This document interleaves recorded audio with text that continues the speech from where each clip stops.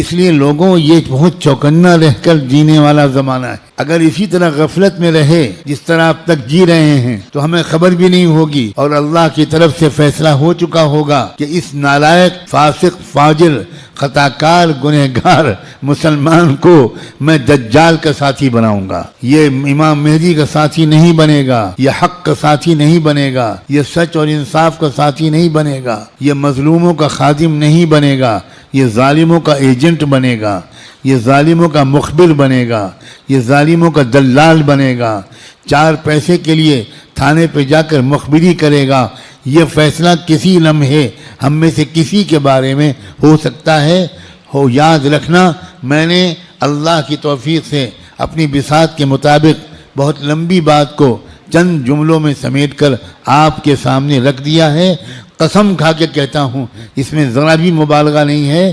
فیصلے کا دن قریب ہے. اب اگر گناہوں کی طرف واپس لوٹے, اب اگر پچھلی زندگی کی طرف واپس لوٹے, جن غلطیوں کو چھوڑنے کا فیصلہ کیا ہے, بار بار اللہ تعالیٰ سے عہد کیا ہے, بار بار رو رو کر انفرادی اور اجتماعی طور پر یہ ارادہ کیا ہے کہ اب گناہ کی طرف واپس نہیں جائیں گے. دوستو, اب اگر واپس گئے تو پتہ نہیں پھر دوبارہ توبہ نصیب ہوگی کہ نہیں, کیونکہ یہ جو دن اب آ گیا زمانہ, اس زمانے کو پہچاننا علماء کا فرض ہے. علماء کی ذمہ داری ہے کہ وہ اس دور کو پہچانیں. پچھلے دور کی روایتی باتوں سے کام نہیں چلے گا. اب آپ کو اکابر علماء کے پاس رہنا پڑے گا, کچھ مہینے گزارنے پڑیں گے, تربیت لینی پڑے گی, ان کا اعتماد حاصل کرنا پڑے گا.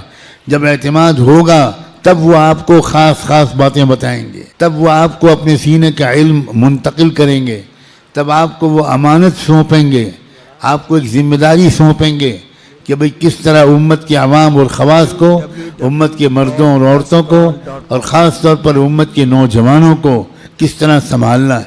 سب سے زیادہ بنیادی بات اس وقت مجھ کو اپنے سے بھی کہنی ہے اور آپ سے بھی, وہ ہے استقامت. اب جمنا ہے, کہو انشاءاللہ.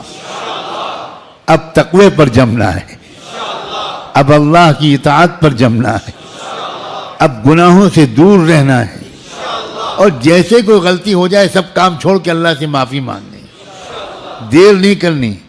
کیونکہ پل پل یہ خطرہ ہے. جو واقعی زمانے کے تقاضوں سے واقف لوگ ہیں وہ ہر وقت ان کا دل اس وقت فلسطین کی طرف لگا رہتا ہے, اور اس لیے کہ وہ بار بار تازہ ترین وہاں کی خبریں جاننا چاہتے ہیں کہ کہیں دجال آ تو نہیں گیا, کہیں کوئی ایسا دعویٰ تو نہیں ہو گیا.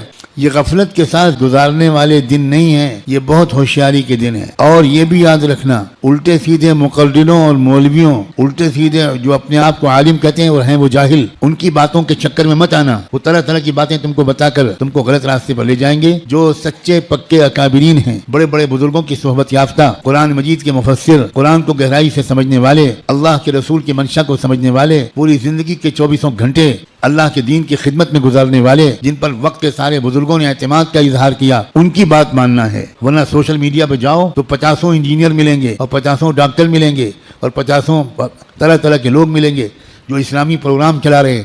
ہمارے نوجوانوں کو نہیں معلوم کہ اسلام کی ویب سائٹس کے نام سے جو ویب سائٹس چل رہی ہیں اس میں سے تقریباً 70% یہودیوں کی ویب سائٹس ہیں.